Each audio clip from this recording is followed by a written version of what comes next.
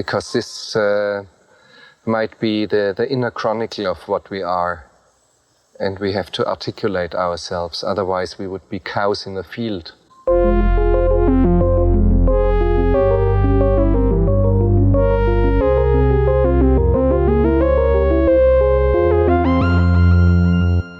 All right. I said I was going to start in media res, here we go. So welcome, everyone. This is Cows in the Field. This is one of many movie podcasts.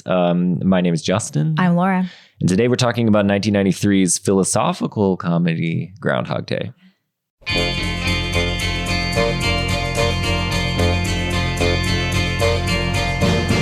say we're young and we don't. Once a year, the eyes of the nation turn to this tiny hamlet in western Pennsylvania to watch a master at work. The master? Punxsutawney Phil, the world's most famous weatherman, the Groundhog, who, as legend has it, can predict the coming of an early spring. So I guess the question we have to ask ourselves today is, does Phil feel lucky? I got you, babe.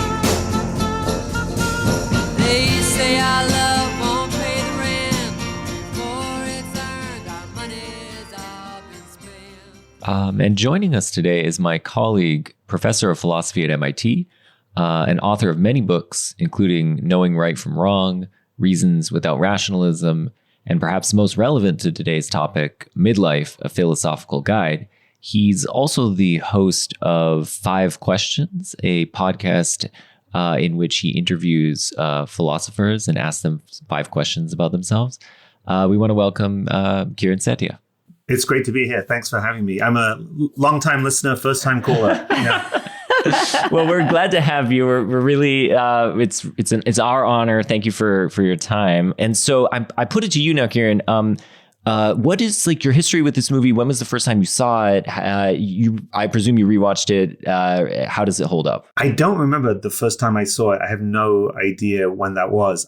I don't actually even remember whether it was when I was a kid or as a grown-up.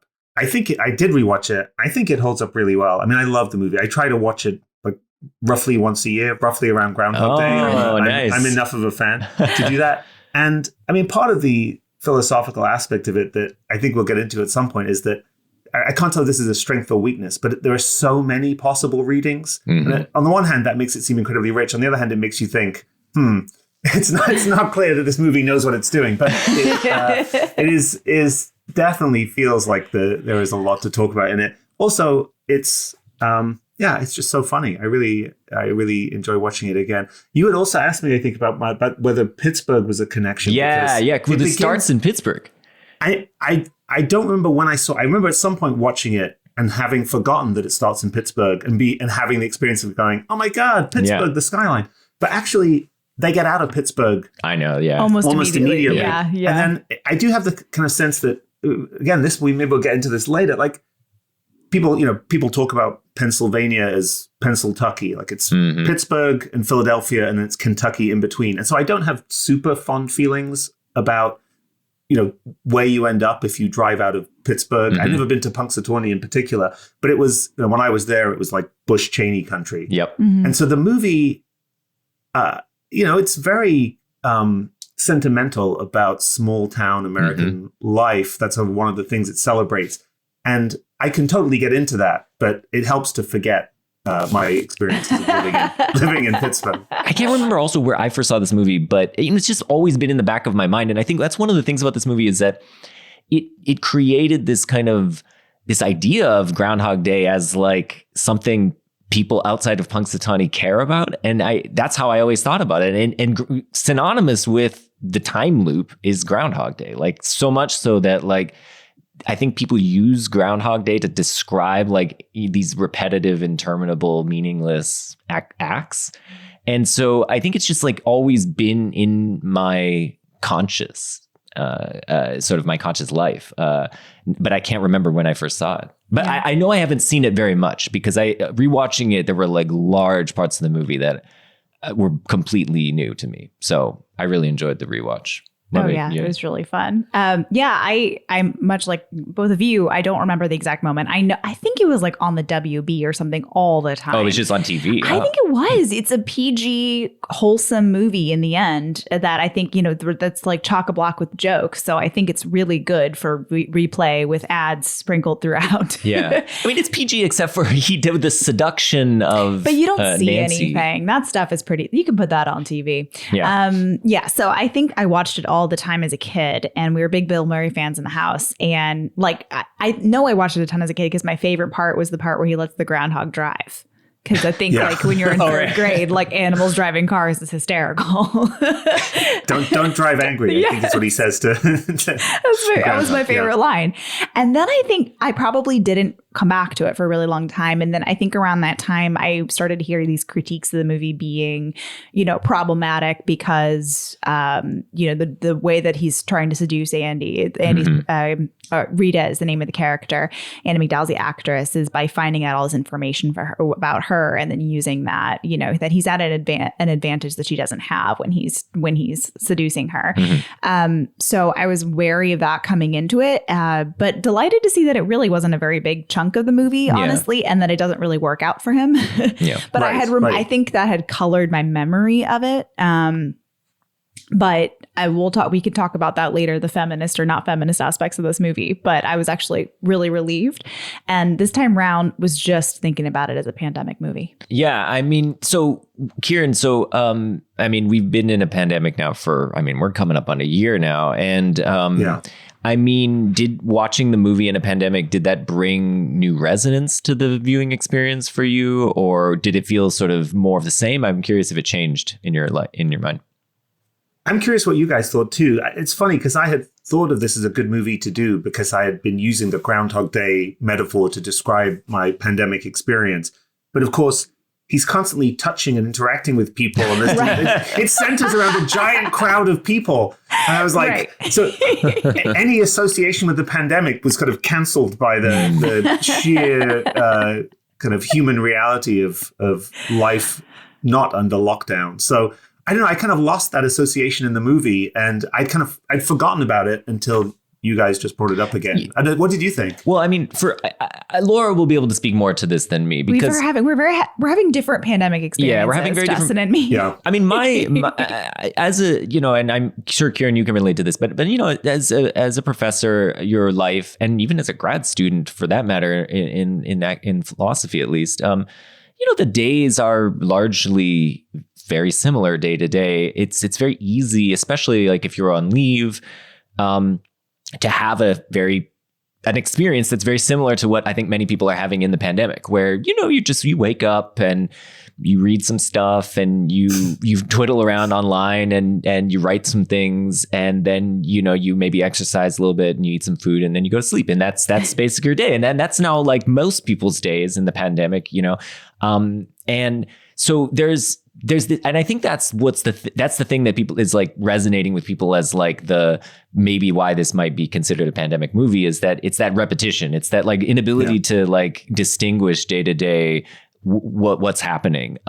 But for me, that wasn't much different from my previous existence. I mean, especially when I'm on leave, I don't leave the house very much, and I'm just doing the same thing every day, and I often don't know what day it is. That was like before the pandemic, generally the situation. Yeah, so for me that wasn't much different, but I think for a lot of people that is a big difference, and it's that aspect of repetition that resonates as that what they're seeing with Bill Murray in Groundhog Day that's resonating with them in the pandemic. But does it seem right to you, Laura? Yes, yeah, absolutely. Okay. And I was somebody who really liked having some differentiation between my weekend and my weekdays, and like having a trip and having ways to demarcate time and things to celebrate. And so that felt like a loss to me. But I think, yes, I definitely struggled a lot more with the pandemic in the beginning than you did.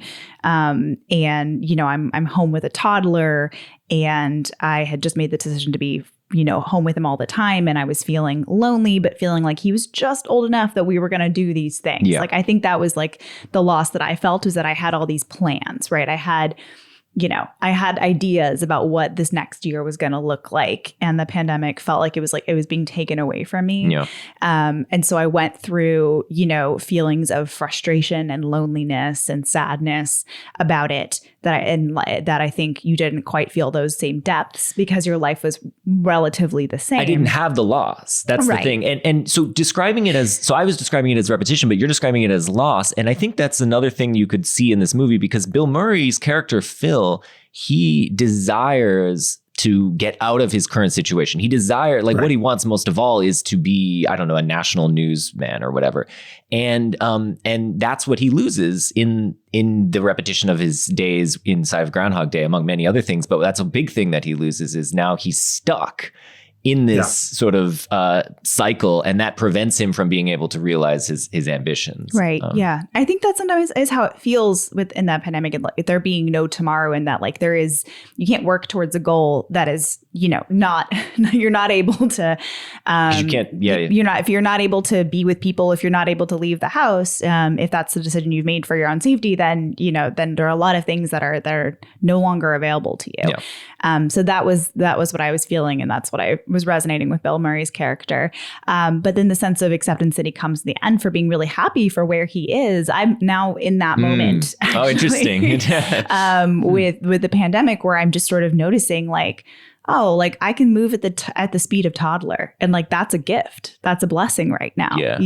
We are together as a family, and I think we're going to look back on this time and feel nostalgic about it weirdly because there's no hustle and bustle right now. Yeah. Life has really slowed down. Yeah. And that's nice. We're not running to daycare. We're not, I don't have a million activities lined up that I had been excited about that actually end up being a drag when you're in it, and trying to move a toddler from one place to the next. So I think I've now come to the point that Phil has at the end of the movie where I'm like, let's move here. Not well, quite. It's going to be interesting to find out what it's like when gradually the lockdown ends and whether people go into the alleged roaring 20s crazy socializing phenomenon or whether in fact everyone's like, nah, I'm going to gradually emerge and occasionally pop my head out, but I'm now going to live at home way more than I ever imagined possible. I have no idea. I mean, so just on this point about, the pandemic and life before the pandemic, life during the pandemic, and then similarly with Phil, one question I had for you guys is, how different is Phil's life before the time loop than when in it? And we can talk also about, the different characters in the movie and what happens in the movie as we go through it. But that's one question maybe to orient ourselves. Before the time loop, Phil's this kind of, arrogant weatherman. He works for a local news station and he's being sent to Punxsutawney again and again to cover the Groundhog Day event. He's this kind of jerk, and he gets sent there with these two people, his producer, Rita, played by Andy McDowell, and the cameraman, Larry, played by Chris Elliott. And so, and then he ends up in the time loop when he's then in Punxsutawney. But I'm just curious what you guys think as just, what are some of the differences between the life he was living before and during, and and what that might say about his plight. I mean, it's interesting. We know so little about the character beforehand. We don't know what his friendships are, what his family is, what else he might be doing outside of his job. And as you say, the job is, weatherman is a perfect job for him because it's incredibly repetitive. You just do the same thing with slight variations day after day after day. Yeah. And it's all about predicting the future and sort of projecting into a future, but mostly being wrong. You don't actually really get to predict the future. And I was noticing this time watching that he says, I think the co-anchor or someone says, it's your third time going. And he says, morosely, fourth time. Actually, so he's already in a loop where he's trying to count the number of times he has to do this, and he wants to. And the other line I noticed at the beginning is he says he wants to get out of Pittsburgh and get a real TV job, a national TV job, and he says people are going to think I have no future. So there's a lot of foreshadowing at the start of what's going to happen. So I think we're definitely meant to pick up on the parallel between his kind of loopy, repetitive existence. And then, you get that with other characters too, that there are other people he interacts with when he's trapped in the loop for whom his literal descriptions of his repetitive day are metaphorical descriptions of their banal repetitive existence in this little town. One of which is the two men he goes the two men at the bowling bar. alley. The bowling alley. Yeah. Oh, the bar. Yeah. Yeah, there's a bar at the bowling alley. So Is that right? That's how you do it. What would you do if you were stuck in one place and every day was exactly the same and nothing you did mattered? And the guys look at him and they're like, yeah, yeah, sounds about right. Yeah. So, and then I was like, ugh. yeah, yes, we're definitely supposed to pick up on that. But I do think we know him so little at the beginning. It's very hard to kind of gauge what happens. Well, I have a hypothesis that in fact, actually, we could infer maybe a little bit more than we're given, which is that when he's in the time loop. So if you are in a time loop, you might think that one of the things you would try to do is contact your loved ones, right? To be with them. And he never does. We never see him contact his parents, or any siblings he might have. We know he has a sister. But the phones are down, right? So is that right? Phones, yeah. So one of the things that they contrive in the setup is that there's some early scene where he's on the phone. Right. He says, "I'm a celebrity and it's an emergency. You got to put me through." And then they hang up on him. And so he's calling the operator. And this is one of those things that's just for plot convenience. Yep. They cut off any possibility of interacting with the wider world outside or trying to get out of Punxsutawney. Punxsutawney. Yeah. So, that's true. So I agree with you that he doesn't. They could have shown lots. There's certainly the possibility of having him worrying about people outside of the little orbit, and he definitely doesn't do that. So I think your point stands. But in terms of the mechanics of it, they try to, cut off some sources of questioning. I think you're right. No, I think you're right that, I don't know when the phones go down. Right. It could be that they go down with the blizzard and they're up. But I think you're right that like plot wise, it might be the case that when you're writing a script like this, you just don't want to have all these extra characters like, oh, he's going to call his sister and have like or have the mother involved or whatever. So you just kind of rule it out. But I do think it's interesting. So setting that aside as to like, what reasons meta wise we might not want to have those characters in the movie. The fact, just taking it on face value, the fact that he doesn't do that suggests to me that, then the fact that he's such a mean-spirited, like, disgruntled guy who thinks he's better than everyone suggests to me that he might not have a very strong relationship with his family or really anyone or any friends or anything. He doesn't have much of a relationship with any of his colleagues, and just sort of extrapolating out from that, you might think, this guy's just kind of he's pretty lonely and he doesn't have much human connection to lose. So that was why I was sort of thinking, I wondered like how much he's lost when he's entered into the time loop. Like it, I think Laura, if you went into a time loop, you would want to find me and I would hope so. No, being in a time loop by yourself would be devastating. Yeah. Oh my God. Yeah. But I don't think he cares about that. It feels like it's just that his ambitions have been cut off. Yeah. He's just not, he was like so adamant that he'd be back for the 5 o'clock, next forecast. He's like, I'm getting out of Punxsutawney after one day. Like chances of checking out 100%. And now he can't be picked up by this national news station. And I think that's where he feels thwarted. It's also that it's in Punxsutawney, isn't it? I think maybe it's also the scene in the bowling alley where he says to the two guys there, I'm remembering this day when I was on the beach in the Bahamas with this beautiful woman drinking cocktails out of a pineapple. Why couldn't I have been trapped on that day? So there's this question about whether he's enough of a kind of egocentric hedonist that if he was trapped repeating an incredibly fun day, he'd be fine with it. And the problem is that what makes it impossible is that he hates small town Punxsutawney and there's nothing fun there. Although it's hard to imagine, like it seems like once he figures out how to steal money from the back of the security guard van, he can do quite a lot in Punxsutawney, you would think. Yeah. So he definitely gets up to some stuff. Okay. So But one thing you might think if you entered a time loop is you'd be cut off from people you love, and that would be something you would lose. And that's something that I think has similarly been lost for many people in the pandemic. I mean, especially not being able to, for family, and that's something we've experienced because we have a young child, and not being able to have him visit with his grandparents has been tough.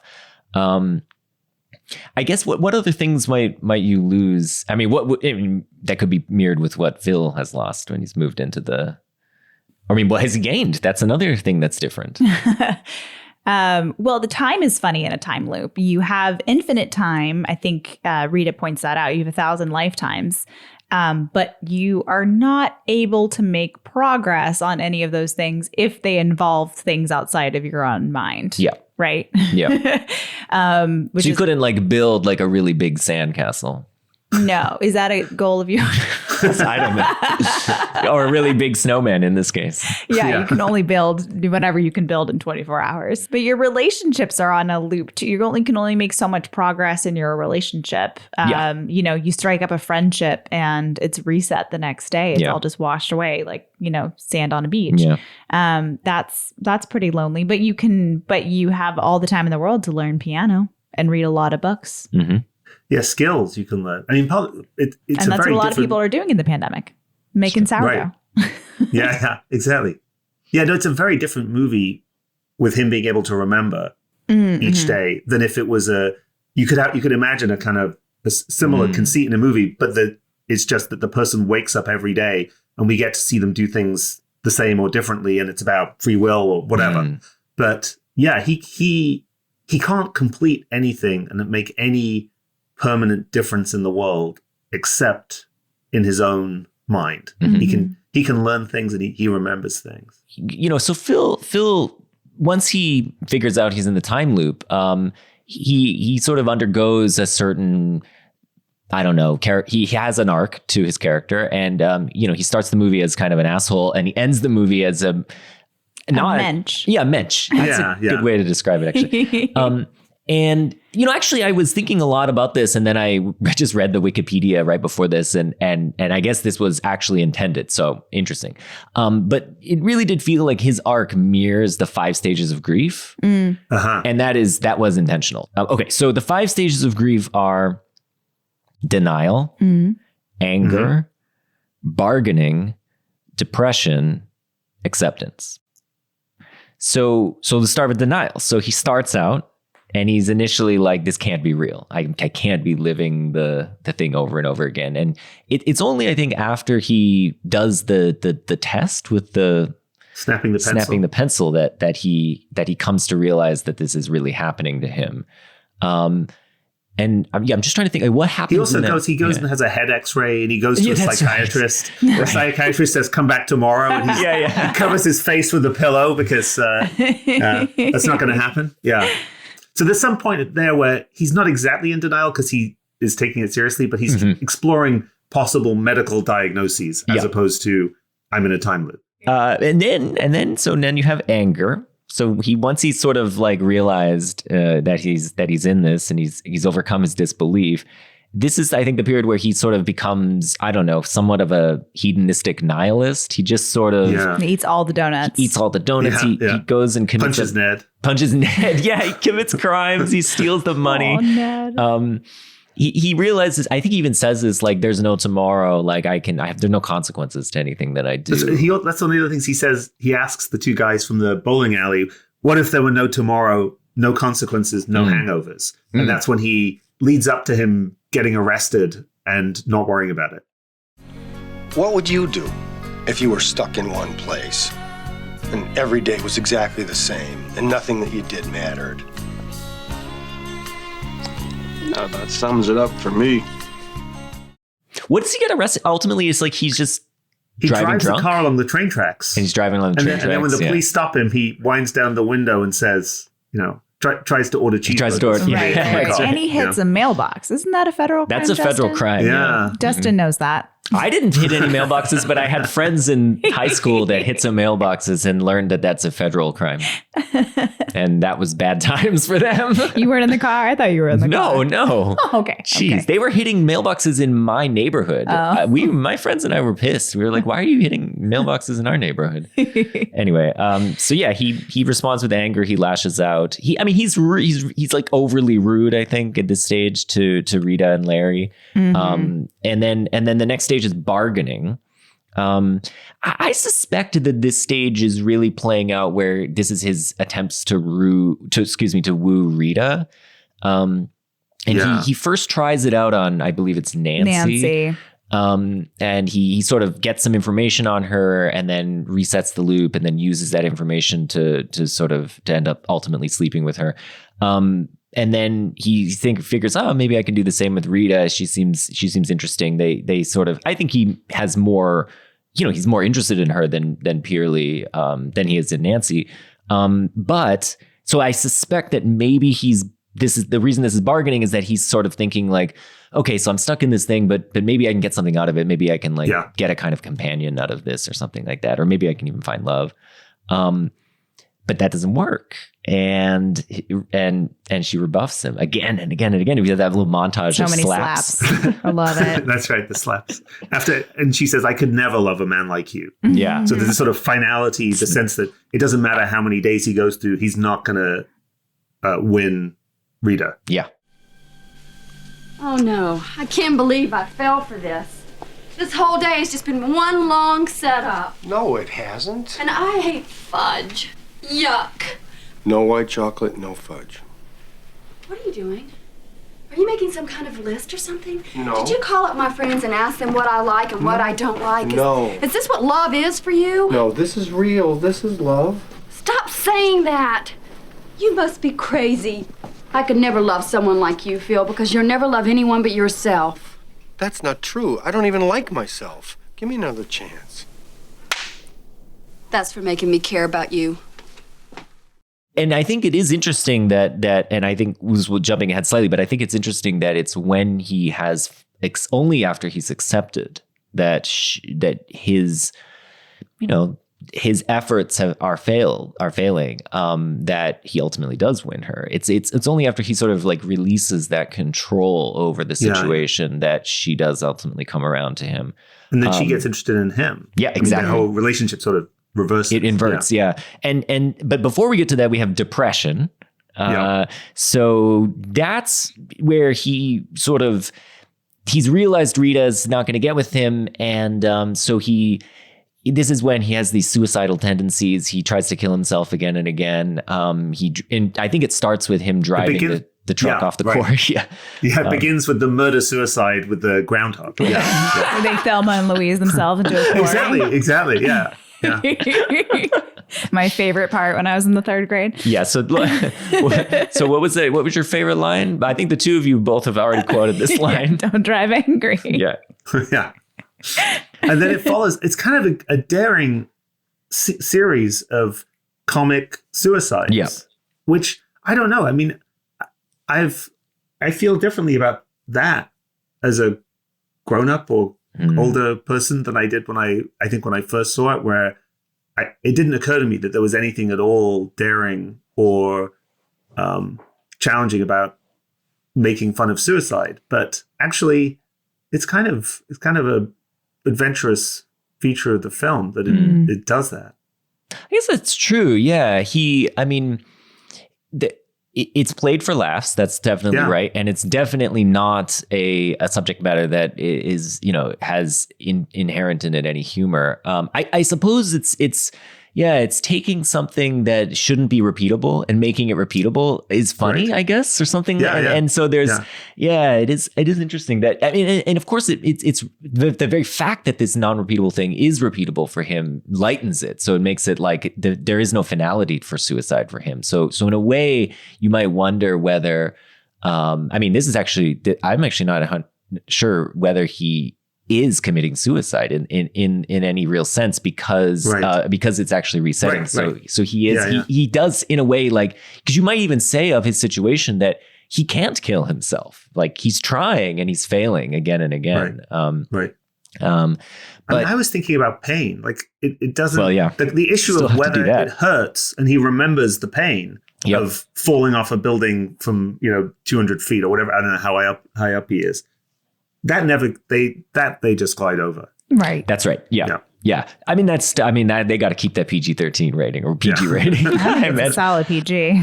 And then he moves on to acceptance. Yes. Well, then he gets to acceptance, right? Which is the happy times. And so we were thinking about this before. What is the moment where the turn happens from depression to acceptance? Well, there was the scene in the diner. I think it's in the diner. I think it's the diner too. I don't know, but the tone of that scene is a bit hard to gauge. It's the one where he says, I'm a god. Oh, okay. I'm not God, but I'm a god, and I'm an immortal.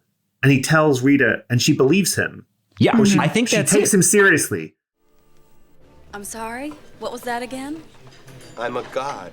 You're God. I'm a god. I'm not the god. I don't think. Because you survived a car wreck? You folks ready to order?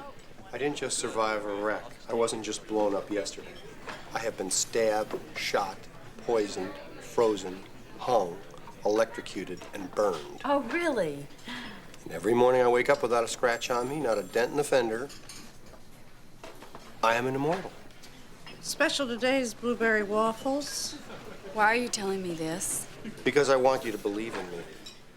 But I'm not sure. Then, the first scene where he seems really resigned is when he's flipping cards into a hat. And she asks him, how do you learn to do that? And how long does it take to learn to do that? And he says, 6 months, 4 or 5 hours a day,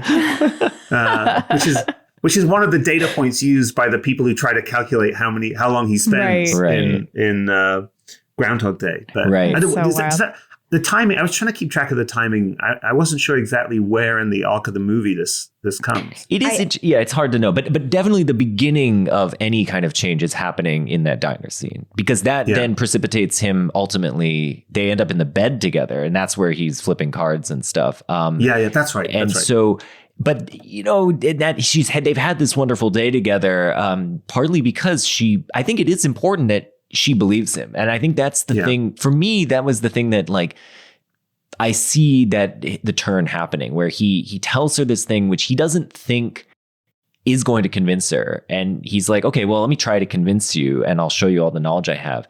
And I think he's sort of taken by the fact that she believes him.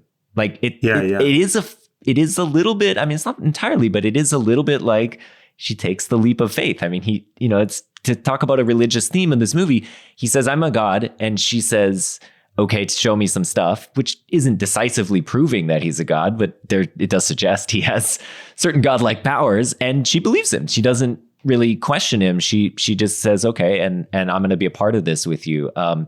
And I get that feeling that, like, maybe for the first time he has made a connection, forged a real connection with another person in this loop, because he's brought her in, so to speak, into his this thing that's been otherwise before an entirely private affair. I mean, the other thing that's striking about that scene is that of all the things he could do to show that he has repeated the day, he could predict all kinds of things, like inanimate objects doing things. But what he does is evince his deep knowledge of all the people in the diner. And there's no reason why he needs to know all this information about all those people. So the other thing that I hope is going on, I don't know if it's there, but I would hope that there's a kind of idea that part of the change comes from just paying attention to other people. And at this point, incidentally, maybe just as part of a trick to convince her, he's accidentally got to know all these people. And that's somehow changing his feelings about them. There's this sort of idea you get in My Hero, Iris Murdoch, and philosophers like her, that there's a kind of deep connection between genuine knowledge of other people and ethical treatment, ethical responses to them. And it doesn't get played up at that point, but it is true that the way things go is that he then becomes he just gets devoted to intervening in a positive way in the lives of all these people he now knows much better than you could ever really know a random stranger in ordinary life. Yeah, I think, yeah, absolutely. I think there's two lessons that he learns to find his happiness, and they both come from Rita. Or maybe three if we think about like caring about other people. But I'll combine kindness and having interest in other people. But I think he learns to be a kind person. He gets joy out of being kind to other people and taking interest in other people. Those are both Rita's defining characteristics, as he says them again and again. Like, you're the kindest person I've ever met. You treat people so well. And she's interested in the human stories of Punxsutawney. She wants to like highlight the people that are dancing around, the night before, and he's just like, they're hicks. He's completely dismissive of them, but she's interested in their human stories. And then it's her when they have that night together, when they're throwing cards into the hat, where she says, like, maybe this is a gift. You've got all these lifetimes. You should just, it's a question of how you think about it. And I think it's the next scene in which he hears a song on the radio, like a classical piece, and decides to go to learn piano. Yeah. So that's when he's being in the moment and like thinking, appreciating what he does have available to him and changing his perspective on it. And that comes directly from Rita's suggestion. So I feel like his arc is entirely powered by Rita. Oh, interesting. Yeah. I mean, it definitely ends with him saying, one of the kind of climactic lines is him saying to her, "I'm happy now because I love you." Mm-hmm. And so it's, again, there's a sort of, rom-com convention that they're honoring there, but she plays this very central role. I mean, it does raise this question that I haven't figured out about the movie is what are his feelings towards her? So why is he attracted to her, and how does the attraction change? Because at the beginning you think the features you're describing, Laura, they're not ones that original Phil, would be in the least attracted to. He'd be attracted to her only because she's good looking, I guess. Yeah. But he seems really attracted to her at the beginning. And at the end, he's genuinely attracted to her, but presumably we're supposed to think that now it's in this quite different way that is genuinely responsive to the features of her that have been his salvation. But we don't really get a clear picture of when his feelings about her sort of shift from one to the other, or ultimately why he is attracted to her as deeply as he is. I think that there are two things that I want to separate out, but I think they're related and they're not mutually opposed. So one is the thing that I sort of had in mind, which is her belief in him and that connection that they forged. So that's one thing. The other thing is, as you were pointing out, Kieran, his interest in other people, which precipitates the connection that she and him have, because he already has all that information in these people. He's taken an interest in the townspeople. He's what you might think done the job that a journalist would do, is namely take interest in other humans and think about their lives.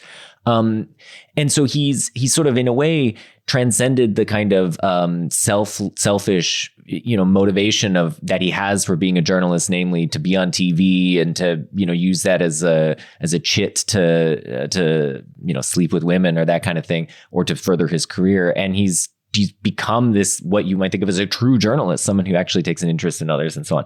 And I think, of course, the thing about taking interest in other people coincides, I think, with what you're saying, Laura, about the kindness, like is that having empathy towards someone, is part and parcel and perhaps even a precondition on being a kind person. And so, but you're right that we don't see that change. You might actually think there's one other aspect of Phil's character arc, which isn't just he's taking an interest in another person, he's forging a connection with Rita, but it's that he somehow comes to accept his fate, so to speak. And this is a kind of, I think, a feeling of like being at peace with your predicament. It's that he's lived long enough in the time loop to realize that every day is the same.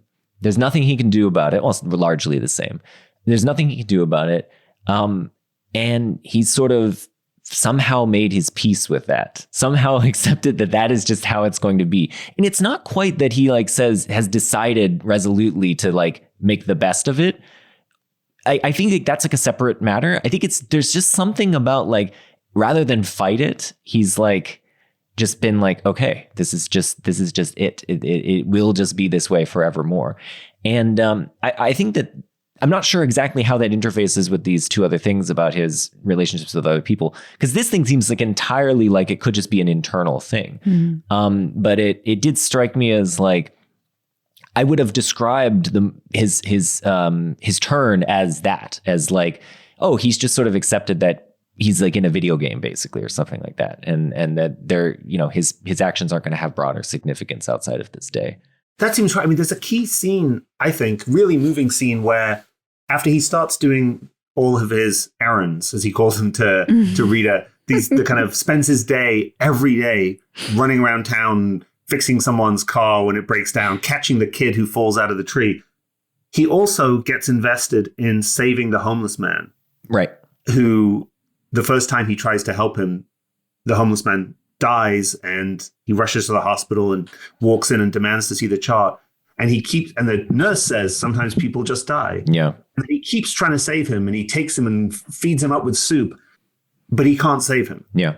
And so that, I think, is sort of at the intersection of the two issues of accepting that there are just acceptance of the limits of the human condition, that he just has to accept that there are things he can't change and things he can't do. This guy is going to die. That's just how it is. But it comes out of his desire to help him. And so I don't know that I'm not sure what to do with that, but that feels like the scene that brings those two issues together. That's really helpful. Yeah, I think that's right. Yeah.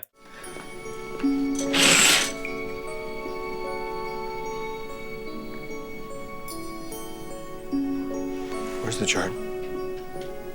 Sometimes people just die. Not today. We can also talk about Rita's arc. I mean, I think it's interesting to think a little bit about how Rita is a character whose life is reset every single day in this movie. And yet she does seem to have an arc over the course of the... Do you feel like she does? I don't feel like she does. Okay, let's get into it. Yeah. Okay. Well, I mean, here's the positive case that she has an arc. Okay. Her arc is entirely defined by her relation to Phil. Yes. But there is an arc there. But she does not love Phil, and then she loves Phil. I mean... Yeah, no. That's fine. I think I wouldn't think of that as a character arc. I think she's the same person, and Phil is not. So she, she would not fall in love with Phil A, but she would fall in love with Phil B, but she's the same person. I don't know. But I will say, whether or not Rita herself has an arc, I still really like how much we get of Rita, much more than we would of any other, romantic comedy love interest, I would say, just because by nature of the loop, Rita's responding to a variety of different scenarios, and we get to see all different sides of her. And because he is mining this information about her, we know way more about Rita than we do about Phil. Yeah. I think the only biographical thing we know about Phil is that he had a sister who dated Ned once. And then he told Ned to stop. But we don't know much about it. But we know about, that she's got this she likes, what is it, boats, not the ocean, and what she majored in college and all this stuff. 19th century French poetry. 19th century French poetry, right? Yeah. Exactly. And he scoffs.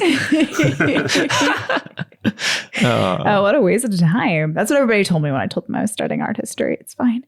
I'm sure all of us probably got that at some point, right? Yeah, philosophy, by contrast, people were like, oh, you're in the money. Going into that, so we get a much more rich, and she gets to play, I think, a lot more as an actress in this movie than we normally see. So I think she's a great character, and I like that she's written to be smarter than Phil. Yeah. And she's Phil's boss, which also there's not a lot. They don't really make a thing that she's a lady boss, but she is.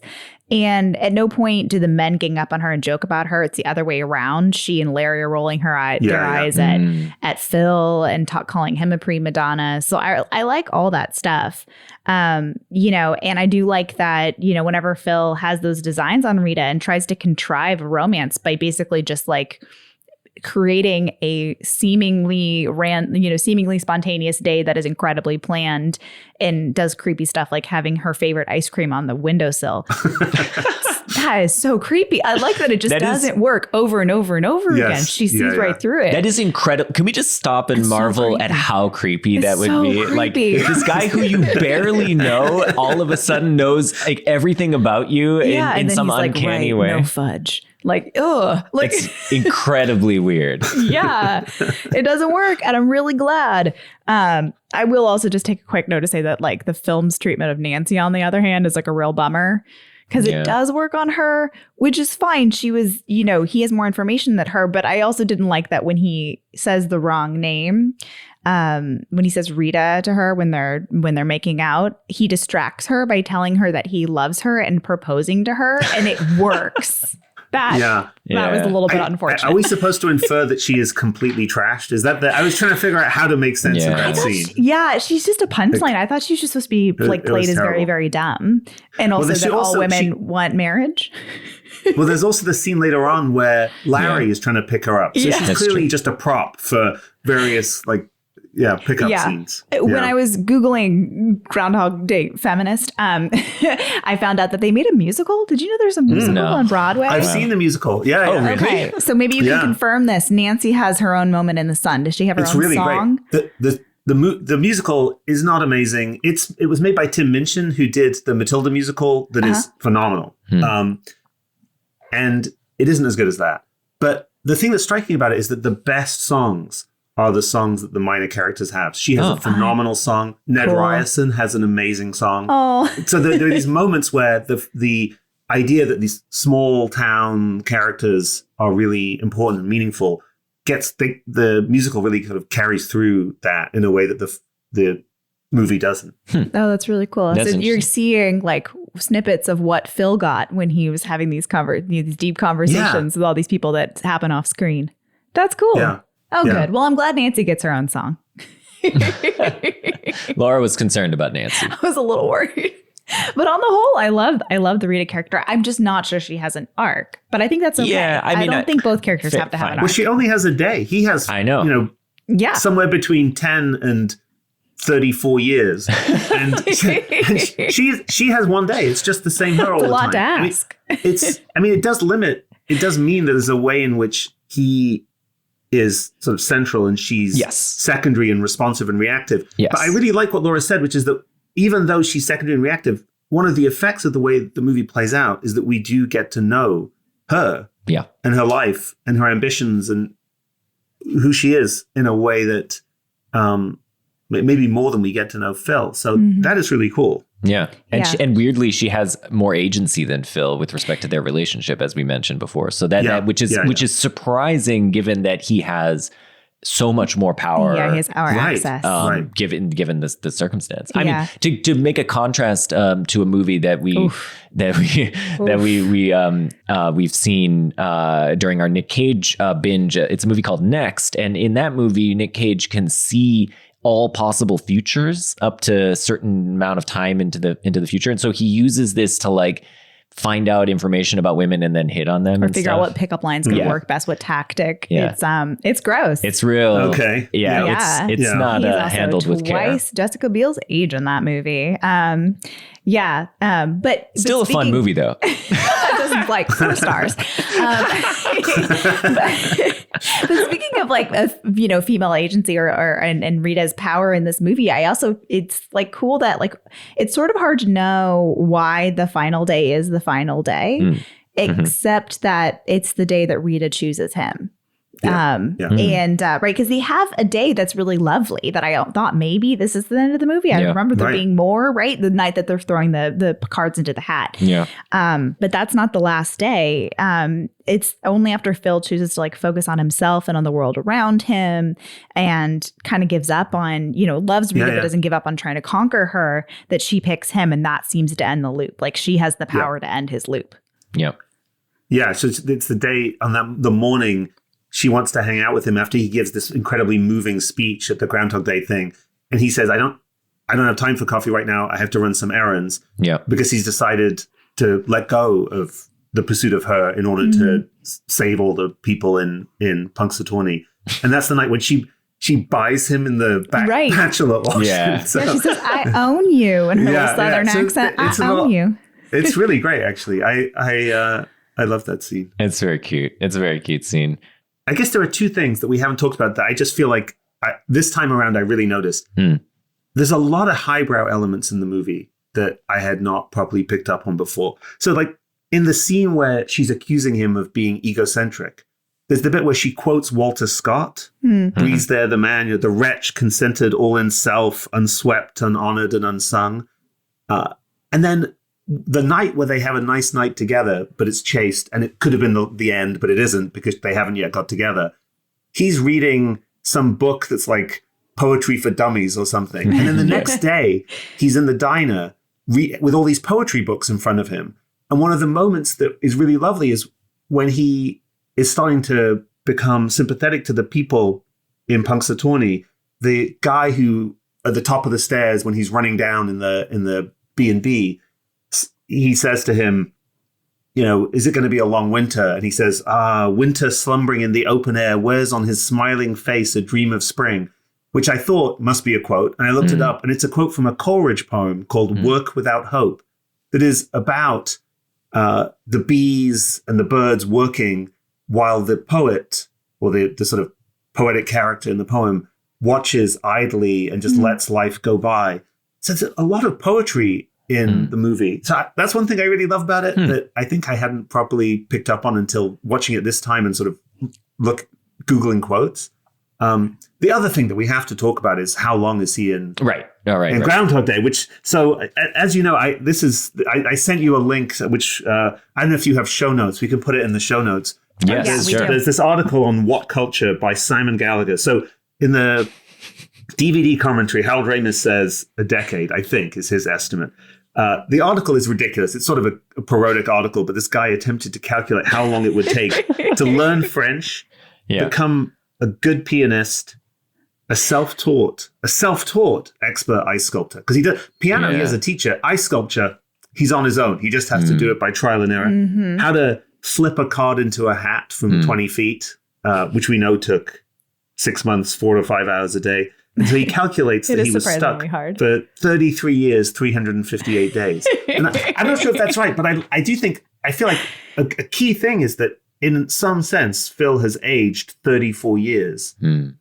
And in the same time, Rita it's one day. So whatever arc there is, it's like there's this incredible discrepancy between them. Anyway, I recommend this article. Yeah, I think it's funny. Incredible. I mean, here's just like, so suppose that's right. So I think it's worth wondering, like, how long would it take? So set aside the question of how long it would take to develop these skills and so on. How long would it take to like come to accept that, your fate? Like that's similarly like why he's getting out on one read is that he's come to like sort of accept his fate and so on. And you might wonder whether, what it tells us about Phil that it took 34 years. I mean, or maybe that's short. I'm not totally sure. Like I wonder, long. Would you be able to accept it? I feel like, without really knowing, because, I haven't been in a situation exactly like Groundhog Day, but I feel like I don't imagine that I would ever be okay. Yeah, not alone, I wouldn't. That's the flip side is that many, I think, people go to their deathbed without fully accepting, certain aspects of the human condition and the finitude of life and so on. And so maybe he's actually on the, so what? Laura's laughing at me. I was just thinking that's a good soundbite for our podcast. Yeah, we go deep on this podcast. The finitude of life and the human condition. But maybe he's actually quite prodigious in his coming to like accept his condition. But I mean, I certainly, you might wonder whether it would take 34 years to start trying to be a good person, in the sense of being a kind person. The real mystery is, suppose you were a good person, but you knew that none of the good things you did would ever have any, or the attempts to do it would ever actually help those people, because they would loop back and be in trouble. So it's actually just not clear what, even if you were a good person, you would do in that circumstance. Whether you would think it was worth even trying to save the guy falling out of the tree and fix the tire of the car of the old ladies. So I have the flip of that, Kieran, which is that I actually think if you were a good person, you would find this an immense burden, in that you would desire to free these people from these, and know that you can free these people from these momentary harms, but. But feel like it is your burden to do it again and again, constantly, and know that that's you're the only person who can. You're just convincing that girl to marry Michael Shannon over and over and over. Exactly, again. like you just have to do it. You just know it's like I feel we just watched Tenet 17 times, and that's a sort of similar theme in Tenet. They keep going back over and over again in the same timeline, and having to do things, and just realizing, oh, I did this, so then I have to go back and make sure I do it. And this sort of feeling of like the inevitability of the burden that you face. And so I kind of feel like it would actually be not despairing, but actually, despairing, but only in the sense of like despairing that this is this interminable thing. No, that's true. Although I think wouldn't there be a kind of difference between ways of helping people that relieve suffering, where it just seems like if you can prevent the suffering, then even if you have to do it the next day, you just got to keep doing it, and ways of helping people that point towards the future, like helping people in ways that will only bear fruit tomorrow. Yeah. It might seem like, well, why am I doing this in Groundhog Day? There's no motivation for that. And there would be the burden would still be there, the kind of burden of feeling like you want to be able to help them. Yeah. But there would only be some things you could act on. There's some kinds of struggles people go through that one day can make a difference to. Many things you just think, nothing you could do in a day will change this. Only the sort of things of pointing someone in the direction of the good life. That's useless because it's not going to help them achieve it. Yeah, exactly. Yeah. No. But in movie land, he does a lot of little things that actually get him the thing. Like he becomes like kind of the mayor of the town. Like he actually becomes like a celebrity, which is what he wants in the first place. Oh, interesting. Yes. It was just kind of funny. He like discovers that by being kind to people, it reflects back on you, and everybody loves him at the party. Anyway, I just think that's funny that sort of happened accidentally for him. Just on the like how long he's in there. So here's another thing. I mean, just brainstorming. What other things would you desire to do as far as like skills or knowledge you would want if you were in a similar situation to Phil? I mean, piano's one, and he gets good at it, but I mean, this is where the Punxsutawney problem comes in. Yes. It's got to be skills you can acquire in Punxsutawney, Pennsylvania. So piano teacher's good. There's going to be a piano teacher, but there's probably a bunch of things you might want to do that you pre-internet couldn't learn to do there. Yeah, because if you have the internet, it really helps. Yeah, it would really help. But yeah, pre-internet, it's tough. Fortunately for a philosopher, a lot of our work is a priori. I imagine it depends on how good his memory is. Exactly. You wouldn't be able to record anything. It would be awful because you would make progress and then you wouldn't, a few years later, you'd be like, oh, I remember I solved the free will problem. Damn it. Hold on. You moved on to some other topic by now and it's just gone. It's gone. Yeah. And there'll be no way to keep a record. That would be the skill. That would be tough. You know what the skill you would want to learn is? The memory palace skill. The first skill to learn would be like astonishing memory, prodigious memory skills, because it would be the foundation of anything else you could then do. That's a really good point. I hadn't thought about that. Yeah, that you can't record anything. That makes it harder. I know. Even for a second, I was like, "What if you tattoo?" No, that won't work.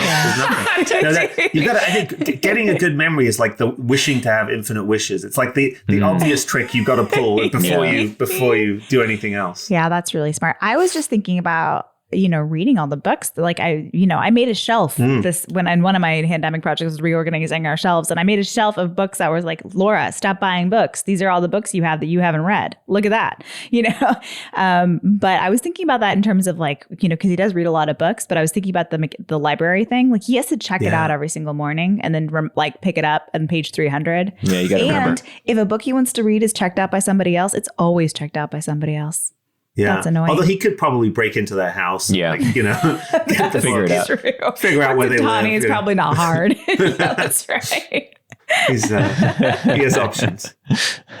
Yeah, that's good. That's really interesting. So let's look at this movie, we've been doing some philosophy here, but let's look at it from the perspective of a problem that that many people who are not stuck in a time loop may or will face, which is namely encountering a kind of crisis of meaning that Kieran has written about, that you've stipulatively called the midlife crisis, but does match with, I think, what a lot of people describe as what happens in the midlife crisis. So do you want to say a bit more about what this is and how your reflections on it have relate to the film? Yeah, sure. So my sense of the midlife crisis is that there's lots of midlife crises, and there's, it contains multitudes. But the thing that seems most relevant here is this distinction that, using terminology from linguistics that maybe you will have thoughts about, Justin, is the distinction between telic and atelic activities. So the idea is telic activities are ones that have a determinate end goal, like walking home or getting Nancy into bed or whatever else Phil might eating all the donuts. Yeah. And you sort of aim towards that goal. And while you're engaged in the activity, you haven't got it. And when you have, it's done. And that's now securely lodged in the past. And you move on to the next thing. But whenever you're engaging in telic activities, there are always these corresponding atelic activities, like eating or spending time with someone or just walking, where the idea is there's no determinate endpoint at which you've exhausted walking. You can stop walking, but you can't you can't complete it in the same way you can a telic activity. Sometimes I call this the kind of project process distinction. And so one thing the movie explores is the relative value of telic and atelic activities. So one of my hypotheses about the midlife crisis was there's a kind of excessive investment in projects, in telic activities, that is sort of characteristic of a certain kind of midlife crisis, where you think, I'm just going to keep doing stuff. Satisfaction is always in the future. And then the moment you achieve it, that's done. It's in the past. You got to go on to the next thing. And it feels like this relentless rat race. And you're missing the value, or you're not fully appreciating the value of these atelic activities, the process of what you're doing. And so it is a feature of the situation he's in Groundhog Day that he is unable to really achieve anything. He can't, except with respect to his own memory. Yeah. So that's maybe a big loophole, but he can't really complete any activity in the kind of way you might hope to. So the only activities he can really engage in and sort of fully sort of realize the value of are atelic activities. So it's an interesting kind of test case for how much value there is in atelic activities, like whether you could, just by engaging in atelic activities like helping people or whatever it might be, endlessly without any permanent completion, whether there's enough in that to make for a worthwhile, flourishing life.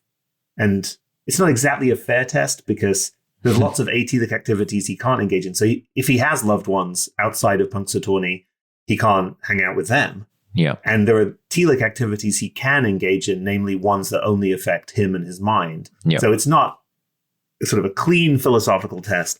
But at any rate, it seems like one of the issues the film raises is a sort of large issue about what kind of life you can have, how good a life it's possible to have under these these sort of bizarre constraints. Yeah. And that's where I think this sort of telic-atelic distinction feels relevant to me. And you mentioned, because I see, as you pointed out, that it's a potential test case, and it on one hand you might see it as a test case that cuts badly for the theory, because just because you think, well, his life is actually devoid of almost all meaning. You might think that someone might look at this and say, what a despicable, pitiful life he lives. We should be pitying him, and he's missing out on so much that we, not in a time loop, have access to. And you were sort of thinking in response that, well, but it's not quite fair, because of course there are many atelic activities that he doesn't have access to, partly just because he's isolated in Punxsutawney and he's away from loved ones and so on. I wanted to add another point in your favor, Kieran, which is that I think that not all atelic activities have value insofar as they're just being engaged in that moment. I think many atelic activities have their value because they're engaged in some lengthy period of time that goes on and on. So you might think growing old with someone is an atelic activity. Right.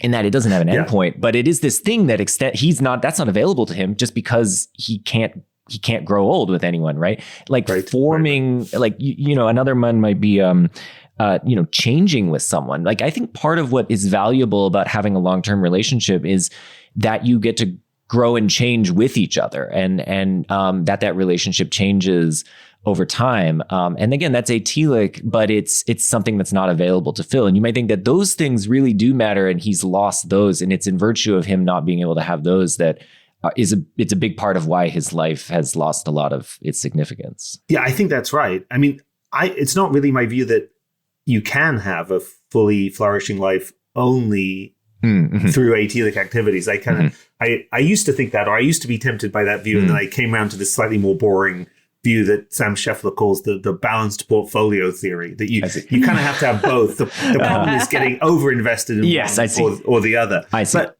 I mean, here's a question maybe for you guys and me too, about, it's an interpretive question about the movie is, are we supposed to think when he says, I'm happy now, are we supposed to think actually he is living according to the movie? Maybe this is one of those imaginative resistance, counter-ethical claims that his life is really good.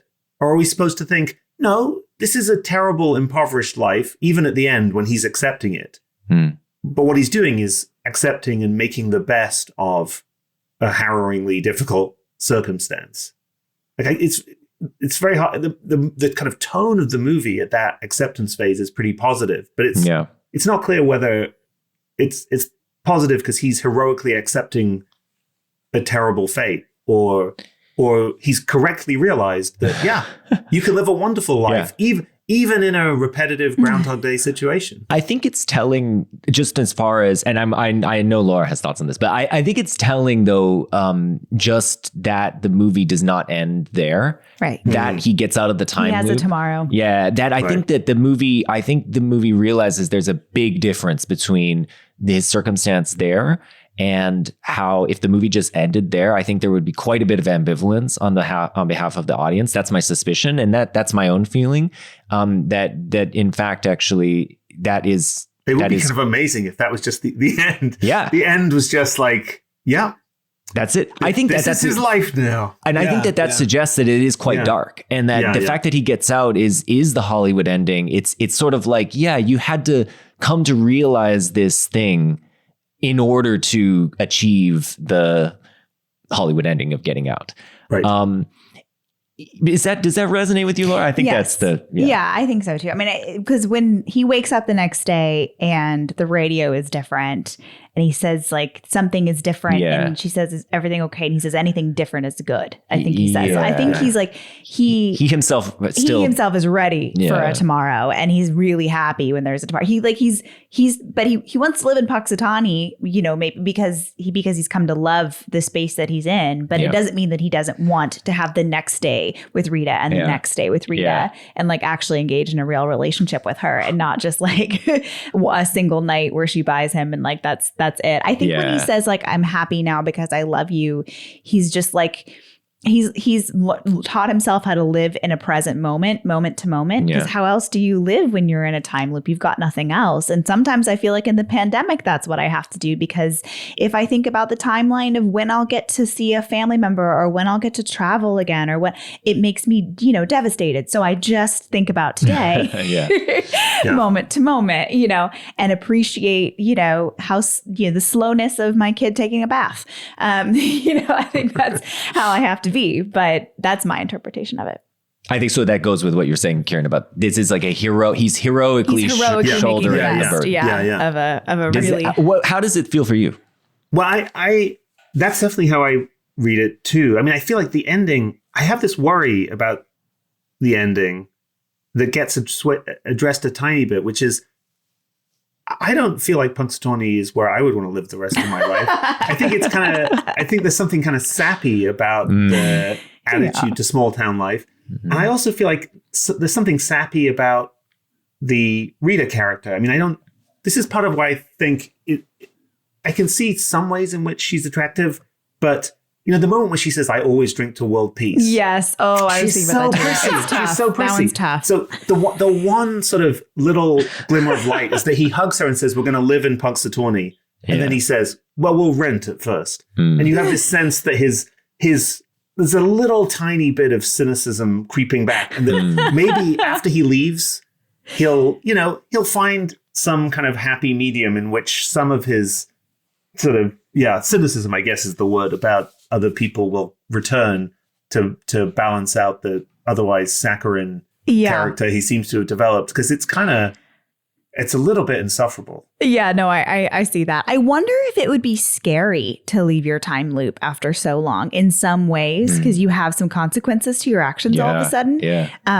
I think that actually that argument that we were just talking about, or that discussion about whether it's about whether or not you could truly be happy in a time loop, does get brought up in Palm Springs, right? Because Andy Samberg's character wants to stay in the time loop. Yeah. Oh, right. And the woman doesn't.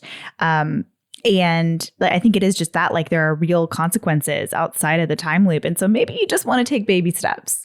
Yeah. Just rest in Punxsutawney for a second. He gives up immortality. I mean, so Exactly. it's a very boring kind of immortality, which is the thing philosophers who don't like immortality always say about it, that it's going to get boring. And you can see how this particular kind would be especially subject to that. But yeah, he's going to die now. So that, and you can screw it up with Rita, like really screw it up, not just like get slapped at the end of the night. He doesn't get a do-over. So now that is now real. Yeah. Yeah. I was trying to figure out, this is going to have to take a second, I apologize, but I was trying to figure out how this movie embodies this sort of Kierkegaardian stages of life. And this is going to come back to exactly what we were saying, because I couldn't figure out the final stage. So in Kierkegaard, very quickly, the life stages are supposed to be this: the aesthetic stage, which is like, it's not that everyone goes through these stages. It's most people, I think, for Kierkegaard are like stuck in one stage. But anyway, the aesthetic stage is like the person who's just like obsessed with like, pleasures and art and that kind of thing. And they basically are defined by these roles that society imposes upon them. So they can move between roles, but they don't have any sort of authentic self. Then there's like the ethical stage, which is like a person who's like committed themselves to something greater than themselves and like whatever role they've played. So they've like taken on board some ethical commitment. It doesn't really matter to what. In the aesthetic stage, actually, the problem facing the aesthete, as he calls it, is exactly the midlife crisis, actually, Kieran. So here's a quote from Either Or. So, and of course, Kierkegaard always wrote in pseudonyms. So I don't know which pseudonym this is, but anyway, so it's always from the first person perspective of some character. And here's the character saying, "I don't feel like doing anything. I don't feel like riding. The motion is too powerful. I don't feel like walking. It's too tiring. I don't feel like lying down, for either I'd have to stay down and I don't feel like doing that, or I'd have to get up again and I don't feel like doing that either." And he says, "Summa summarum, I don't feel like doing anything." And it's this, so this is the person who's like, they've sort of realized, I think similarly to your diagnosis of the midlife crisis, that their life is just this like endless, pattern of having a desire and satisfying that desire and then being bored and then having another desire. And this guy has realized that. He's just sort of realized that like, oh, it's just a bunch of desires one after the other. And I don't really have anything. So then the ethical stage is supposed to be somehow a cure of this. It's not totally obvious, but anyway, the ethical stage is where you like commit yourself to something greater than yourself. So it's just, you have like some ethical commitment, but then that brings with it this sort of despair that he calls ethical despair, which is that like now every choice you make is filtered through the ethical lens. So every choice becomes a kind of act of self-judgment upon yourself. And so then the religious phase, and this is the thing I could not make sense of, and I probably still can't make sense of, but maybe the movie can help us make sense of it, is in the religious phase, you're supposed to, the transition involves basically acting in such a way where you put total faith in something that you cannot articulate to yourself or to anyone else. So the sort of paradigm example of this is supposed to be Abraham from the Old Testament. So Abraham is asked by God to sacrifice his son Isaac, and he just goes and does it. I mean, he goes and is about to sacrifice his son. He has ultimate faith. He's doing this thing that he can't explain to anyone or even himself why he's doing it. He's doing the ultimate evil act of killing your own son. He's willing to go through with it. And at that final moment when he's about to bring the knife down, God says, "Oh, okay, it was just a test of faith. Like you can substitute your son with a lamb or something like that." And so what Kierkegaard is trying to figure out in this is he's trying to figure out, why is Abraham's action like the ultimate holy act, even though it's so evil? And what he says is it's this idea where you renounce everything, you resign yourself via faith to like give up everything. You give up everything, including your ethical commitments and so on. And in the moment you give it up, they're all restored immediately to you. So that's this idea of like, he calls it, it's this really interesting turn of phrase. He calls it, it's a process of infinitely renouncing everything and then being simultaneously restored through faith. So basically his like religious sphere is someone whose life is dominated by like, he's basically a religious fanatic and there's nothing rational. He even understands himself to be irrational. But you might think that is what's going on in this final step with Bill Murray, in that he has this final sort of acceptance of his fate. In doing that, everything he really wanted, after he's sort of given it all up, is given back to him. He's given back his previous life out of the time loop and so on. But he had to like get to this point of like resignation where he was just like, okay, I guess I'm in a time loop forever. I'm going to make the best of it and so on. So I do wonder if maybe that is actually an illustration, probably unintentional, but an illustration of this very strange idea that you get in Kierkegaard that I myself have a real hard time trying to understand. But I mean I do think that reading works. It does raise this worry that I kind of brought up earlier on, that I'm never sure about this film, whether the fact that it has so many possible philosophical readings is a good thing or is a feature or a bug. Because the other reading, like here's a quick version of another reading that I think people have made, is this sort of Buddhist interpretation where the idea is it's an allegory for the sort of cycle of suffering in which you live life after a woeful life. You're reborn each time under the law of karma. And the goal is to be free of that cycle by giving up so that you're no longer reborn and you go into the nothingness of nirvana, and then you finally stop existing. And of course, what happens to Phil is he's in this repetitive immortality, but then he leaves it and now he's really mortal and he's going to die. And in fact, there is a line I picked up. There's when he's on the night when he's hanging out chastely with Rita, he says, "I killed myself so many times, I don't even exist anymore." Yeah. So there's a little tip of the hat to the no self metaphysics of Buddhism. Or is there? Is that again? I think, is this an intentional Buddhist allegory, or is the fact that we can read it in terms of a kind of question about whether virtue is possible and sufficient for flourishing, and whether telic and atelic activities, how the balance between them works, or Kierkegaardian transition to the from ethical to religious life, or Buddhist allegory? I don't know whether I should worry about the thought that all of these readings seem like, hey, that's pretty good. I can sort of convince myself that the movie is really onto something, but it's 4 different things. There can never be too much of a good thing, Kieran. Okay. I know.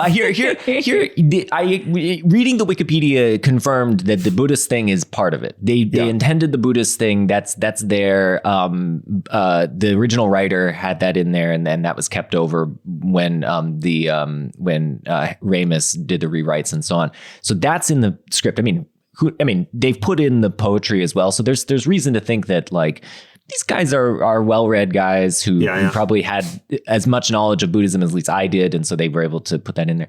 The Kierkegaardian one is I'm less sure of, especially because it's there are aspects of it that are very opposed to the Buddhist idea. In particular, I mean, he's working within a Christian framework that's very in line with both the Old Testament and the New Testament. So, like, you might wonder about that. But what I was thinking was that, I think there might be something about this movie, this idea of reliving, the same thing again and again, that is provides this fertile ground for reflection on our life and on the human condition that I think is just uniquely potent literary device. And I think that is the real sort of magic of the movie. And I think it's not, from that perspective, it's not surprising that different faiths and different philosophical views will each want to claim it as their own. It's in a way this thing that sort of transcends it, and it provokes a problem for us to bring to bear these interpretive lenses upon. And I think in that regard, I think it's a success, because I think the movies that I like most are ones like this that lay out a kind of fertile ground for discussion, but allow for these multiple competing interpretations. And so I see it as a plus. Yeah, I agree with you. Yeah. I mean, but I can also see, I can see this other sense of like, well, but how much of this was intentional? Are they? But you're not worried about the author. But that's the thing, is I don't worry at all about the author. And for me, it's not so much worrying about the author, it's just worrying about the level of indeterminacy. But I agree with you that it doesn't make me not like the movie. Yeah. I love the movie. It makes me suspicious of the impulse to push for any given interpretation, given that it seems so open-ended. And part of, as you say, part of what's great about it is that it's about really hard, puzzling philosophical questions about the human condition. But the questions are probably the things that are most clearly there, rather than any particular doctrine or thesis or kind of conclusion about what exactly the good life is. I mean, I think in a way, even the ambiguity about whether he's just doing fine in the loop or not. I think you're right that there's a lot of the tendency of the movie is to suggest it's not a good resting point. Yeah. But at least entertains the possibility that it is. It kind of puts it kind of throws out the question, could you be happy in this circumstance? And sort of invites you to try to imagine a kind of way of thinking ethically on which you could see him as being happy there. And like I said, I think it does. There's also these questions about imaginative resistance and whether that's right. The movie is in fact inviting us to say, well, according to the necessarily false ethical view in this movie, it is possible to live a totally flourishing life, even in the conditions that necessarily make it impossible to do so. Like that also gets raised because the premise is so sort of, I guess it's because it's so mind-bending. Yeah.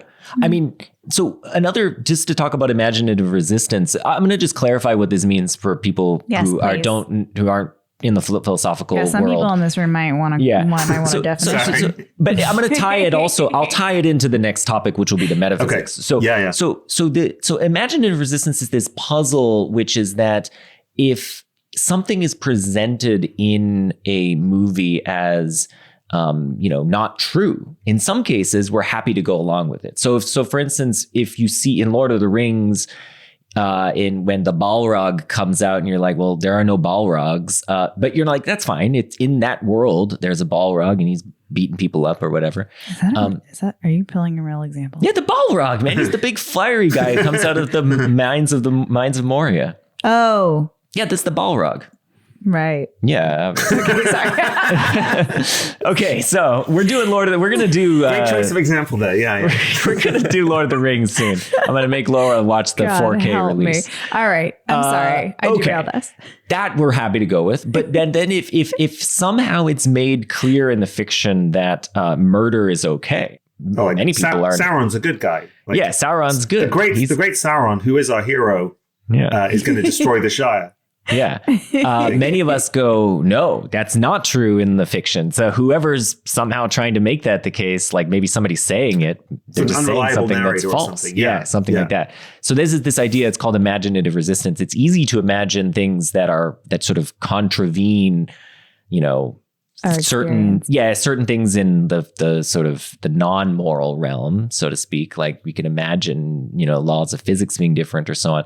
But it's very hard to imagine things that contravene, moral things that we think are morally true. But here's what I wonder. In this, to tie it back around, I mean, you might wonder whether there's a kind of imaginative resistance about things that are metaphysically necessary.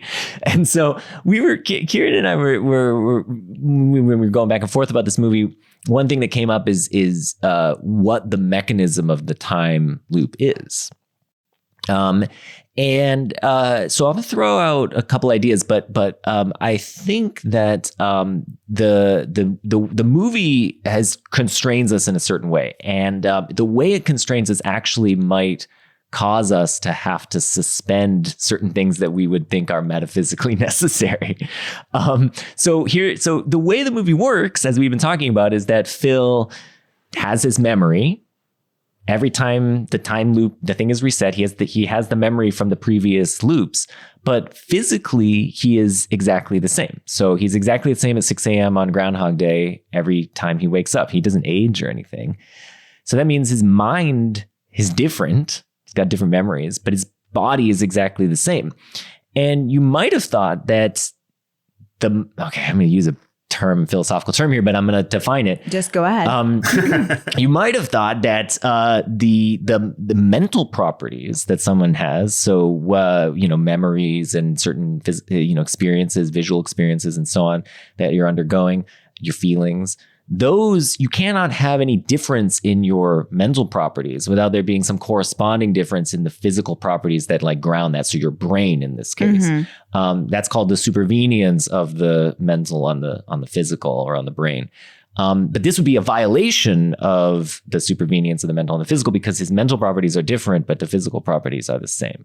So the movie kind of in a way presupposes, if you think of it this way, a kind of dualism that might seem wildly out of step with, I don't know, the way most of us, I think about the relationship between the mind and the body. Is that something that, does that seem right to you, Kieran? Yeah. I mean, although it's possible, it would seem ad hoc, but it's possible that his brain is different, but the rest of him isn't. So I see. It would seem it would be less cool if what's going on is just he recovers from broken limbs and everything, but his the brain neurons are still connected. Exactly. Yeah. So there's nothing I think that conclusively rules that out. But yeah, the most natural interpretation is the physical state of everything is restored each day, but his mental state isn't. So the answer to the mind-body problem is there's some mental aspect to us that transcends our physical being. That's one interpretation of the movie. So I think actually there are two other ways you could do the time loop thing that are in keeping with supervenience of the mental and the physical. So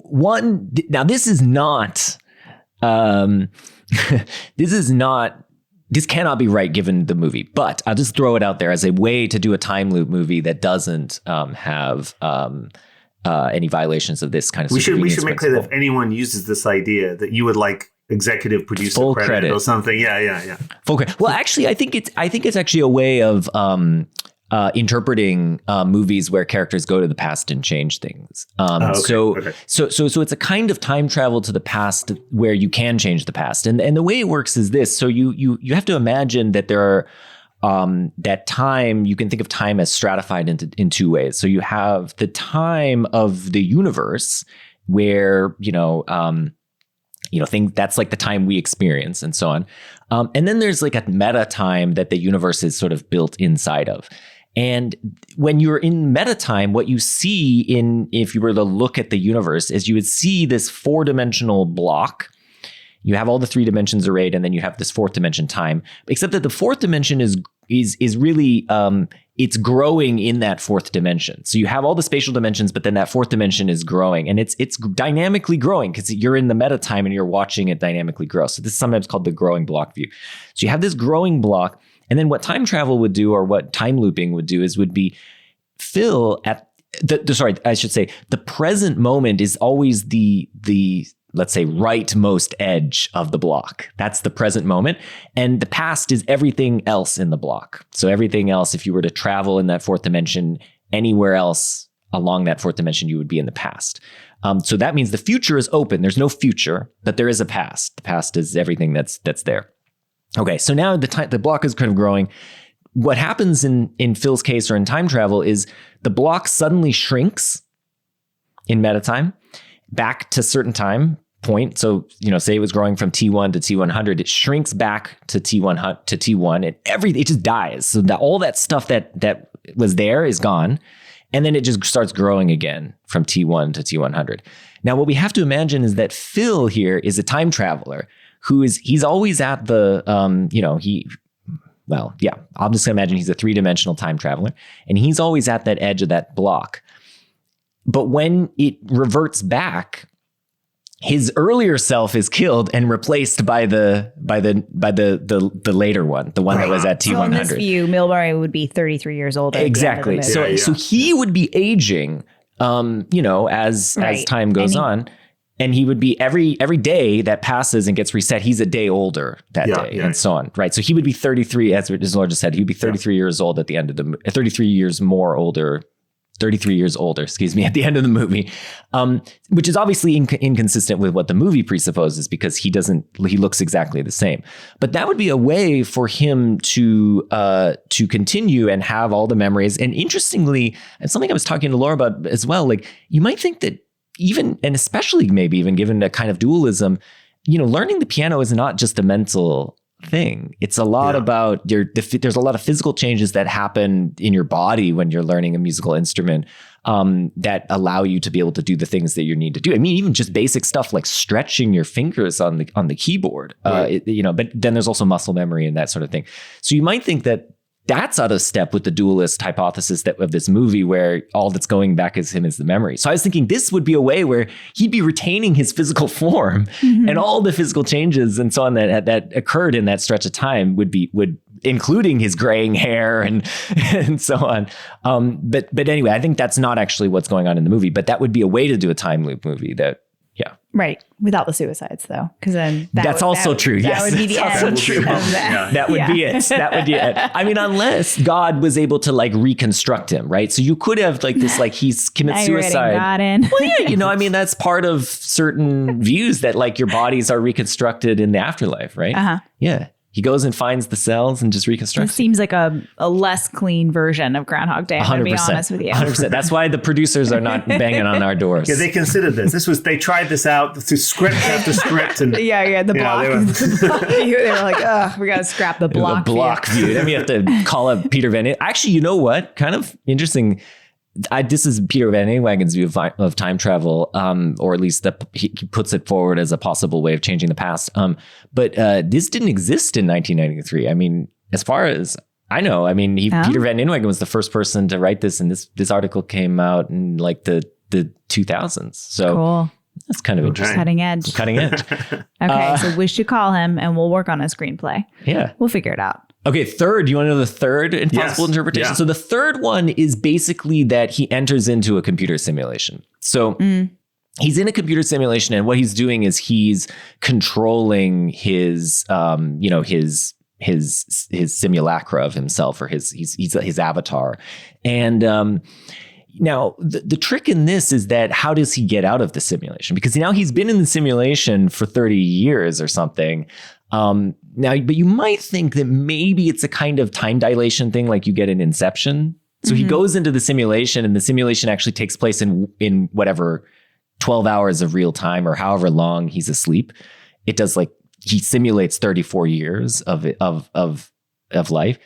So that could be one way to get around it. I see. So it's almost like it's a dream. So it's sort of like it's a dream. Yeah. Okay. So he falls asleep and then goes into the simulation, and then he has sort of like a Charles Dickens sort of understanding when he wakes up that he needs to be a different kind of person or something like that. Yeah, that would be another way. I see. Yeah. I did think a lot about, I don't play video games, but I did think about video games when I watched this. I think, just him being able to these people in the town and everything in it. What would you do? You would probably just be like, well, here's Ned every morning. What happens if I hug him real weird? Yeah. What happens if I punch him? Yeah. What happens if I buy all the life insurance? But doesn't it, when he hugs, after he starts being nice, he goes up to, he says, Ned, I'm really excited to see you. And he hugs Ned. And that's the one thing that makes Ned leave him alone. Ned is and he runs away. So, he figured it out, It's like he got his cheat codes. clothes, and he's like, all right, great. Now we're going to speed through this part of the day. I'm going to always hug Ned.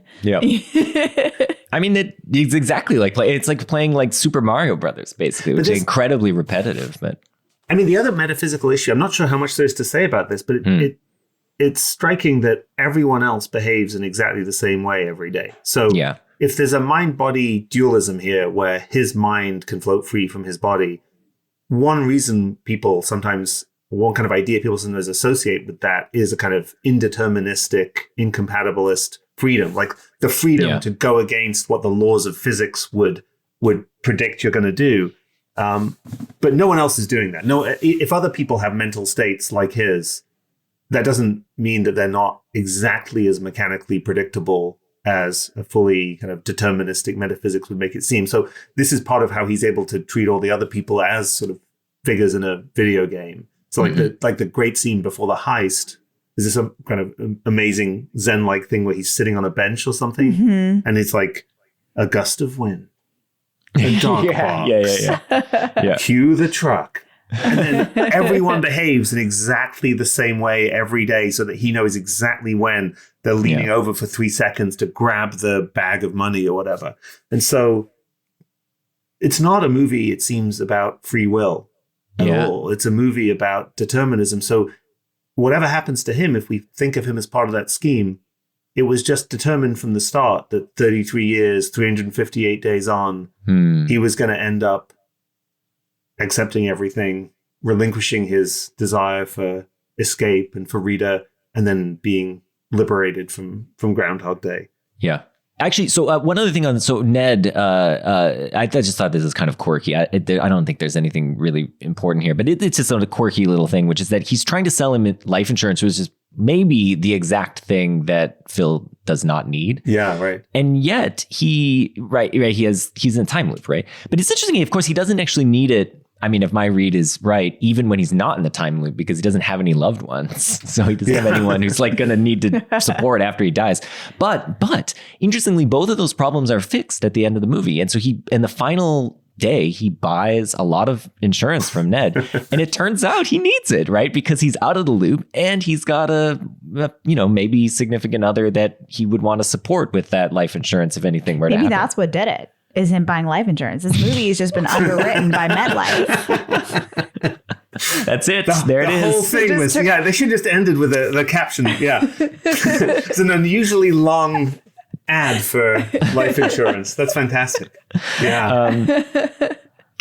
So I thought that was kind of quirky. And then, the other thing I was thinking about was, just to bring it back to the thing we were talking about at the very beginning, was like, his life before the time loop is kind of a shitty time loop. And in the sense that he's just doing the same thing day in and day out, and he wants to get out of it desperately. And it takes him going through an actual time loop to like get out of the time loop that he is in fact in the sense that he, maybe he comes to accept it or whatever, comes to be at peace with the potential repetition of what he's going to be facing living in Punxsutawney with Rita.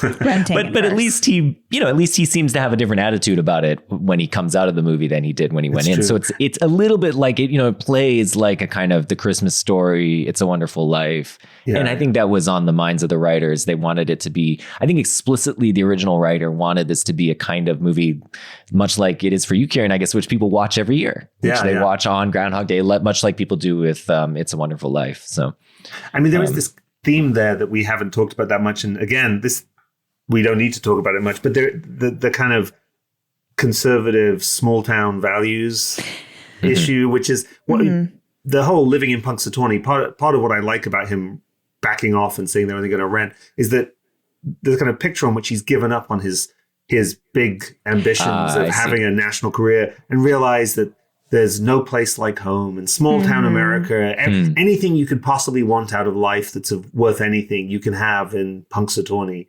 And that doesn't seem right to me. Yeah. Kieran, what do you have against small towns, Kieran? Yeah, I don't know. Well, there's also like this thing about shedding his ambitions, right? The atelic versus because I think like when he is sort of being when he's just flowing the bullshit when he's trying to woo Rita and he's like speaking French, you know, and parroting her stuff back. He's saying this thing like, "I wish we could all live on a mountain," you know, like I don't want to have to live in. He's basically kind of being like, "I wish we could all just live in Puxatawny and eat our fudge and not worry about anything," and that feels like it, you know, really insincere coming from him and gross, you know, and unfortunately she's like kind of taken by it. She's like, "Oh yeah, I like to go with the flow." But yeah, that felt in that moment like, you know, really false. And yeah, so I agree with you. And when Rita says what she wants out of life, the first thing she says is career. She says career, love, marriage, children, I think. But there shouldn't, you know, your ambitions shouldn't be, you know, sloughed away too. Yeah, that's right. So it shouldn't be like there's this, you can only either be a good person who has no ambitions and lives or in an a tiny asshole town who lives in the big city Pittsburgh. Yeah. Pittsburgh. No, I think it is strange, the sort of conflation of like a value in small town versus like you know, greed and cruelty in the city or something like that. All right. So how about we just finish things up with our favorite Bill Murray movies / performances, because those are two separate things. And I'd be curious. You know, I brainstormed a few you know ahead of time if you want to look at that. This cheat sheet real quick. But yeah, I don't know. Kieran, do you want to start us off? That is a good question. I feel like as it turns out, I hadn't really noticed this. I do like a lot of Bill Murray movies. I mean, I like him a lot, but he's made so many movies that there's also a lot of Bill Murray movies that I probably don't like. But I don't know. I think Rushmore is a movie I really, really love. That was the first Wes Anderson movie I saw. I thought it was wonderful, and I love the Bill Murray character in that. So that's definitely up there. I love Ghostbusters, the movie. I don't know that Bill Murray in particular is the special thing about it, but I like him in that. And Lost in Translation, I loved when I first saw it. I watched it recently again, and I liked it still, but maybe a little less. So I'm kind of torn. I don't know what. This feels like a case where you guys should persuade me. I don't know. Well, no, yeah, I'm curious. Those are all very good. You know. Those are very, like, I think good choices. But I'm curious, Laura, what you think. Ghostbusters was such a big movie in our house growing up. And like every line he said was like a line that we repeated to one another a lot. So it has like a special place in my heart. Although as soon as I said it to you earlier today, you were like, really? Because he's a bit of a cad in that movie. Yeah, you know, he's using his place as a professor to like try to get with women again. He's got that shock test, right? That he's like trying to encourage, to tell, convince that woman she's got psychic so that he can sleep with her. That's icky. But I do think he's really good in that movie. I do think he's like one of the things that makes that movie special. I think his chemistry with Harold Ramis and Dan Aykroyd, who are true believers. And he's this kind of he's perfect in that movie. I think he's great in that movie. So I think I'm going to have to go with Ghostbusters, even if he is. It's not that I want to be friends with that character, but I think he's great. I mean, he allows you as an audience member who is an adult to embrace the movie, because if everyone in the movie is just like, yeah, ghosts, we're all into ghosts, it becomes, I don't know, it's just like too sincere and cheesy. You need that somebody cynical to look sideways at the fact that Harold Ramis just loves collecting slime. Yeah, exactly. Like I think it's a way into the movie and the contents of what's going on. I'll put on one that's just kind of that hasn't been mentioned, so that I think, you know, I really do enjoy is it's in the kind of Wes Anderson sphere. It's Life Aquatic. Although I think I do like Rushmore more, but I think Bill Murray in Life Aquatic is, I think when Bill Murray is playing the like beleaguered father figure, I like that a lot. I mean, I like I don't know why this is true, but I like asshole father figures. I find that It's really a very specific Justin yeah, thing. Absolutely. I like Gene Hackman and Tenenbaums, and I like Jeff Daniels and Squid and the Whale. And these are all like top notch for me. But you know, and he is this guy who's like this incredibly self-obsessed guy who ends up becoming realizing he's a father and trying to go through that, trying to understand what that entails and deal with that with Owen Wilson. And I think it's pretty funny. Anyway, there's a lot of pathos to his humor, and I like that. Whereas in Rushmore, there's definitely still a lot of pathos and everything, but the father stuff it's more like his relationship to Rosemary. Yeah, it's that, and also his relation. Well, yeah, I guess his relationship with Max is more. Yeah, it's almost like more edible because they're fighting over the same woman and all that. I don't know, but I don't know. I mean, there is this. I feel like there's this point at which Bill Murray became sort of transcended films and became just a kind of cultural institution, and people would tell stories about his pranks or running into him in real life. And that sort of coincided with a sense, maybe this is unfair, but that his range was narrowing. You know what I mean? Like there's a kind of Bill Murray character that emerges from those Wes Anderson movies in which he plays a kind of glum, funny, wry, older guy who's kind of lovable in being unlikable. Yeah. And it's like slight variations on that in a lot of subsequent movies, including Lost in Translation. Yeah. And I love that character, and I would watch that character in movies over and over and over again. But me too. It doesn't have quite as much, there's not as much acting going on, maybe. There's not as much diversity of acting. I mean, I actually think Groundhog Day is not just a great movie, but he's really good in it, I think. Yeah. Yeah, there's range. Yeah. Yeah, I think so. It's hard to walk that line. He can be a real asshole and yet incredibly charming. And I think that's not actually something that I usually like. Because I think when men are jerks in movies and it's supposed to be charming, like in a lot of Humphrey Bogart movies, for example, I find that really off-putting. I struggle with that. I struggle with Harrison Ford in a lot of movies. I don't like Han Solo for that reason. I know, Laura. I know this is. I know This is a hot take. Very late in this recording. If anybody is still listening, I know. It's crazy. I like. I'm not in line with the majority of women on this planet on that one. But somehow Bill Murray, there's like a vulnerability to it. There's a patheticness in a lot of his. Yeah.